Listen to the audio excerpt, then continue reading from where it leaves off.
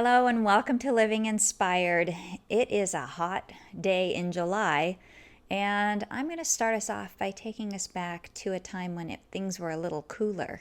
Back in December of 2021, there was an event that I was invited to where my sister was one of the planners. She has worked in different capacities for charitable organizations, and this particular December evening was a fundraiser where Magic Johnson and Jerry West were the speakers at this event. And she needed someone who was not starstruck, who was professional, and who could handle big personalities. And so she asked me if I could get Magic, just be with Magic that whole night and get him at all of the different points where he needed to be at the different times during the evening. I had worked with Magic, 15, 20 years ago when I was first starting my career working in sports medicine, and I worked with the Lakers, and he was actually my patient. And so anyway, I'm familiar with him. I've worked with him before, and that was a no-brainer for my sister to assign me to the task. So on this particular morning, as I always do, had some time to just align myself with my intention for the day and what I was inspired to do. And I thought, I'm just going to take some time and just be a fly on the wall and see what I can learn from this person who has really succeeded in a lot of different areas, not just on the basketball court, but in business, in life. He's been happily married to the same beautiful lady, Cookie, for decades, and is now a dad and a grandpa, and just seems to be very happy. So over the course of the evening, I met him where I needed to meet him and ushered him in. We were going to start with a photo session with he and Jerry West, meeting with various people who had paid a little extra to take pictures with Magic and Jerry, with these two basketball legends. And when we got there, Magic was ready, but Jerry West was not. And we didn't know where Jerry West was. And so Magic, being Magic, started to talk with the people that were in line. And then eventually, after about 10-15 minutes, he said, I'm on a schedule. I have to get back to the airport by 7:15 to catch a plane. So let's just go on and get started taking pictures. And when Jerry comes, we'll have him join in. So Magic was being charming and gracious and talking with, whenever there were kids, he would really bend down and talk with the kids and ask them questions about what their interests were, if they played sports, and just really motivating them. I noticed if there was a family, he would speak particularly to the mother and just say, "Mom, you're doing a great job." He was just a gracious man. And throughout the evening, after that photo session, then he signed some basketballs and hats and things, and then I needed to get him up in another part of the hotel where the event was. I needed to get him to a room where it was the green room. So I told him, okay, it's time for us to move from this room up to the green room. And in order to get there, we would have to go through the hotel, through the lobby, up some stairs, down a hallway. And this is a hotel, so there were a lot of people that were just roaming around doing their thing, not realizing that within the next few moments they would be seeing a living legend walking down the hall. So I said, okay, well, let's go. And it was really a beautiful experience to see a man who every day can't just go about his business. He knows that he was put here for a reason, and he graciously seems to have accepted that role and that purpose. As we were walking down the hall, people would at first, do a double take and then a triple take and then come up to him, and he stopped, dozens of times between probably just the 500 feet that we had to travel. And every time he would be gracious and take a picture and say some kind words, and then we would move a few steps further and someone would stop. And it was really telling and very insightful of just watching this whole thing happen and how gracious he is. We went up to the green room, and he had about 20 minutes. The plan was for he and Jerry West to kind of relax for about 20 minutes while the rest of the, I believe, 400 guests were eating dinner. And then after dinner, he and Jerry, we were supposed to take them down to the main dining hall where they were going to have this conversation with the host of the event. Well, I got the text that after about 20 minutes, they said, okay, bring Magic and Jerry down. So we, again, were walking down through the hotel, but I thought, let's, go outside. Maybe there will be fewer interruptions from point A to point B. And outside, there was somehow paparazzi got the word that he was there, and there was a man with a big, long camera lens waiting, and I was following my instructions, and I wanted to get him where he needed to go, and also remembering that he had said he had a plane to catch. So when the photographer came running up and called out to Magic and just said, Magic, how about a picture? And Magic looked at me like, do we have time?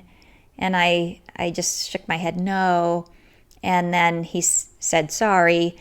And I kind of joked with him because I'm probably up to his belly button. He's so tall. And I looked up at him and I said, do you need me to be your bouncer in case they come after you? And he just started laughing. But we continued on. And when we got to the dining room, we were told by one of the event coordinators that they were running behind on dinner, that they were just serving the salads. They hadn't even started the dinner yet, and they were running about 20 minutes behind schedule. Magic being Magic, he suddenly changed from his personal gracious demeanor to, no, that's not good enough. You need to stop dinner. We're going to start the Q&A now. And he was firm. He was not rude. He was just certain with his intention. And I could see that he was there for a purpose. He was going to deliver on his purpose, and he was going to make it happen no matter what. So he told the event planner, coordinator person, he said, no, we need to stop dinner, and we're going to start the Q&A as soon as possible. And so they stopped serving dinner, and then they came out a few more minutes and said, okay, Magic, we're going to go on in. So I knew my next assignment for him was I needed to let him know which door to exit so that he could get to his car and get off to the airport. So I told him as he was walking in, I said, look for me at the back of the room. I don't know which door I'll be at, but I will be at the door closest to the car that you will have waiting for you.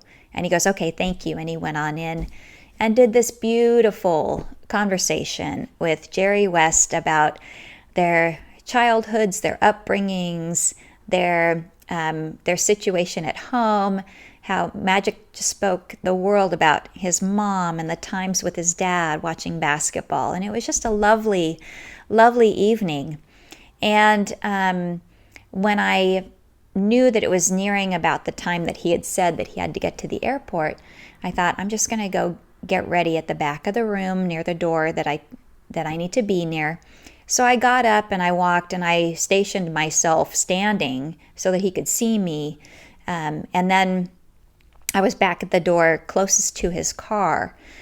So I don't know if it was just his inner timing or if he saw me standing there, but suddenly he said to the host, he looked over at him and then he said, Dean, I'm going to take it from here. I hope that's okay. And he was sitting on a raised stage at the front of this ballroom where hundreds of people were eating dinner. And he took the microphone and he stood up and he walked down the stairs of the riser, to the center of the room. So he is standing in the center of this beautiful ballroom in Santa Barbara, California. And people were dressed to the nines. They were in their finest attire. And he is just this booming person that is standing tall in this room, captivating us all.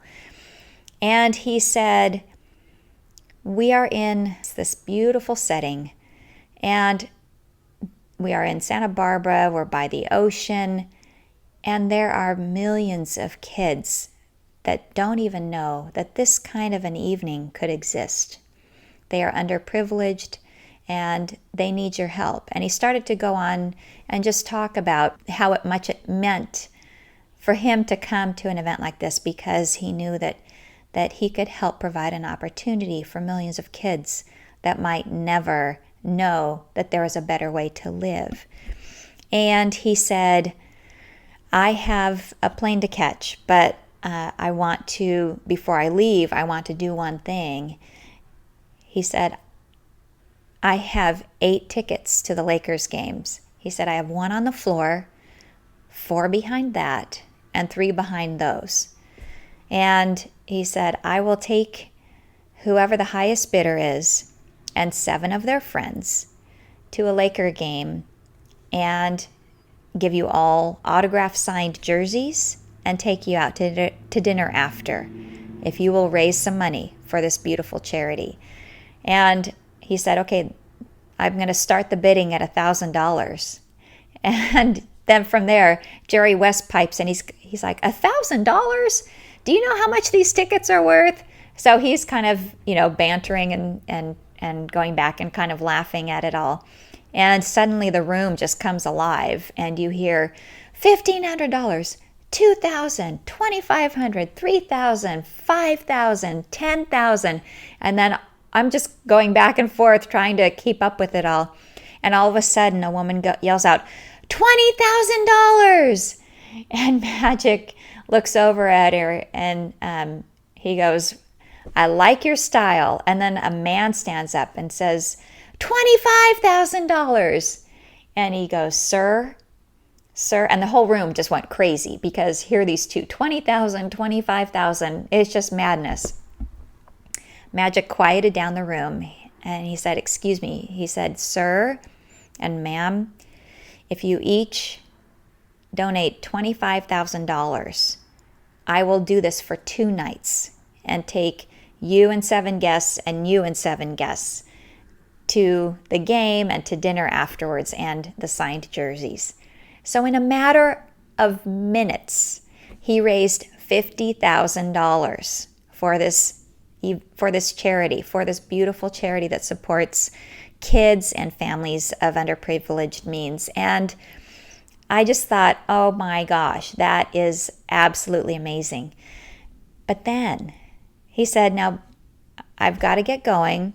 I've got a plane to catch. But before I do, I want us to do a few things. He said, let's do an 8 count and send it up to Kobe. So we did. We clapped, did an 8 count. And then he said, if you came tonight with someone special, he said, reach over and grab their hand. And he said, bow your heads with me. And he starts praying, thank you, thank you, thank you, God. And at this point in time, I forgot everything because I was so taken with this beautiful man who is leading 400 people in a word of prayer of gratitude. I just was so moved. And I'm telling you this because Magic Johnson is not only a successful basketball player who has gone on to succeed in business and in life, but he's also very clear on his purpose and his intention to make a positive difference. After he said amen to the prayer, he looked at me, and I was in a place where I knew it was not going to be easy for him to get to the store. So I ran around to the other door to where it was closed. I motioned for him to go out the other door, and I ran around to meet him because I knew where his car was. and he was in a hurry, so I wanted to make sure he got there. So I met him at the door and walked him to the car, said goodbye, and then after he left, I was pondering all of this and thinking about how he is clear on who he is and whose he is and his purpose. And when you have all of that and your intention is to allow that inspiration to guide you, the universe will bend in your favor. He could have, most of us, if we went to this event and they were running 20 minutes behind, we would be going, okay, I guess I'm going to be behind. But he was like, no, we need to get on with this. We need to start the event earlier. We need to stop dinner. And it's like everyone was bending in his favor and following his direction. And then even I was standing at another door. He couldn't get to me, so I bent in his direction. I moved to accommodate his intention and purpose. And as I was contemplating this after, I thought, this is how you've heard that the universe will bend in your direction when you are clear of intent and purpose and allowing that source deepest within you to lead the way. And I share this with you to help you see that. Now, when I talk about Magic Johnson, a lot of people are like going in their minds, yeah, but I'm not Magic Johnson. I'm not this point guard who's phenomenal, who has gone on to win every award and become this great beacon of an idol or role model. But here's the thing. I was thinking about doing this podcast on a morning when I was getting ready to lead worship at my church. I sing with the praise band, and this one morning I was singing, and before, in my morning quiet time, this story came up, and I thought, I've got to do a podcast on that. So during the church service, there's a man that keeps coming in. He's probably in his mid-20s, and you can tell he's been having a hard time. And he came into church carrying all of his belongings, and he left them in the back and walked into church quietly. And I've seen him there probably about 4 other times. When he comes in, he's very quiet, he's very still, he's very peaceful and very focused on the pastor and the slides that are coming up, that say the scriptures and the points of the sermon and different things. And he's just got a sweet soul. And I've talked to him a few times. His name is Jarre, and I tend to think when I hear that name, I know in like the Caribbean, Ja is God, and then I think of Ray is ray of light. And if I were to describe him, that's what I see in him. He is at a point in his life when things aren't going so good. But this particular Sunday, our pastor was talking about the story of the woman at the well, when Jesus encounters the woman at the well. And there's a whole story behind it, but basically she goes at a time when most people haven't been at the well. She's kind of an outcast in society. And when she meets Jesus, he says, I will give you water. She's drawing water from the well. And she looks at him and she says, but you have no bucket. How are you going to give me water? And he says, I will give you living water. And so that was part of the sermon of that day. Well, I was looking at Jarre and trying to catch his attention. I was up singing in the front of the service, and as part of the worship band, we sing while people are exiting the church. So I was sad because I wasn't able to talk to him. I saw Jarre get up and leave, And by the time I got out there, he was already gone. So after church, after we put all the everything away, I had to run some errands. And I went to CVS, which was at the little grocery strip mall, probably a block away from the church. And I was still thinking about, the sermon and the service. And out of the corner of my eye, I saw Jure. And he was back behind some of the buildings, some of the stores off in the corner. And he had a grocery cart and some of his belongings and things. And I follow the spirit within. I don't make frivolous decisions. I don't go up to everybody. But I just felt compelled to just reach out to him. And I thought, okay, I'll run into CVS really quick and get what I needed to, and then I'll go say hello to him. And while I was in CVS, I was thinking about, okay, it is July, and it is 104 degrees outside. And I thought, I don't think he has a place to stay today, and I don't know if he has resources for cold water. And I thought, I wonder if I could just take him some cold water. And so I was looking around at CVS, and I know Hydro Flasks would keep ice water cold on a day like today. But I'm like, oh man, these are all my inspired thoughts that are going on in my head. I thought, well, Hydro Flasks are about, $20, $25. I'm like, could I just get him one? And I was like, that's a little bit more than I would want to spend, or I felt comfortable spending. Well, while I was in CVS, I thought, I'm just going to look over here and see if they have any thermoses or something to keep water cold. Lo and behold, they had a sale, buy one, get one free on Hydro Flasks that day. So this is how Living Inspired works. Everything just kind of lines up when it's divine and meant to be. So I went over and found, a big enough Hydro Flask. It was $11, and I got a second one for free. And I thought, okay, this is perfect. Starbucks is 2 doors down. I'm going to go get 3 venti ice waters and fill up each of these 2 flasks with ice water, and then give him the third one to drink now. And I went over to Starbucks and ordered the 3 venti ice waters, and they would take a few minutes. So I thought, okay, this is perfect. I'm going to go in and wash out these Hydro Flasks and get them ready for the ice water. So after I washed, rinsed, and dried the flasks, I went over to where you pick up your drinks at Starbucks, and I knew I was going to need a drink carrier. So I pulled one apart from the stack, and I set it down, getting it ready to pick up the ice waters.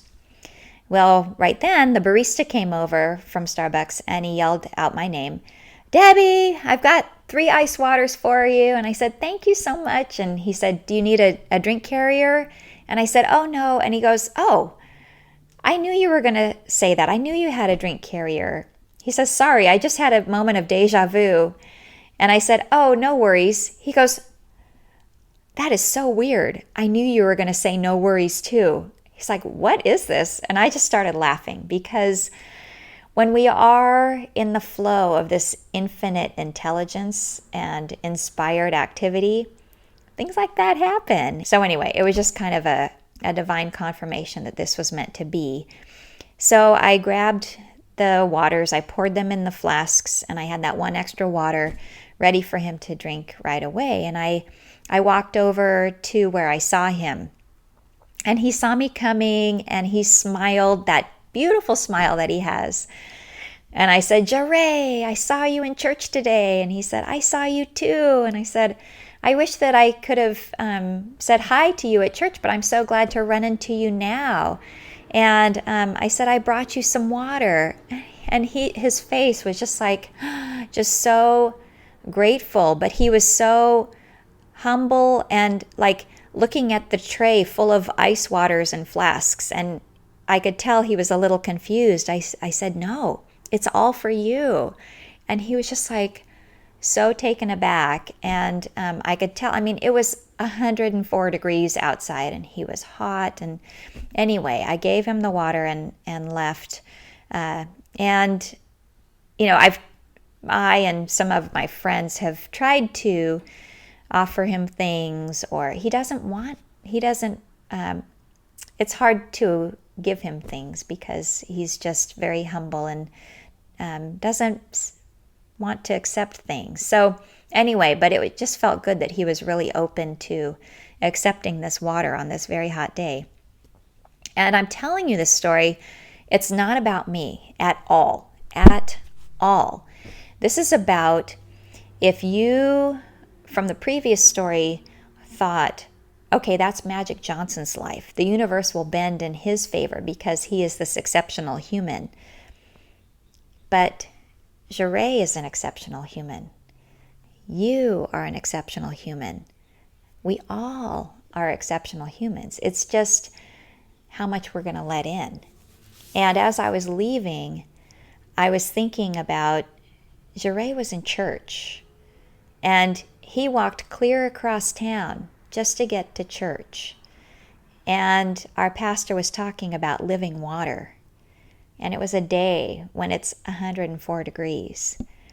And I'm sure Jarrell was in there thinking, oh man, I could really use some living water. I was just open to the call. I was just open to listening to the inspired call of what was meant to bend in Jarrell's favor. So it doesn't matter your status in life.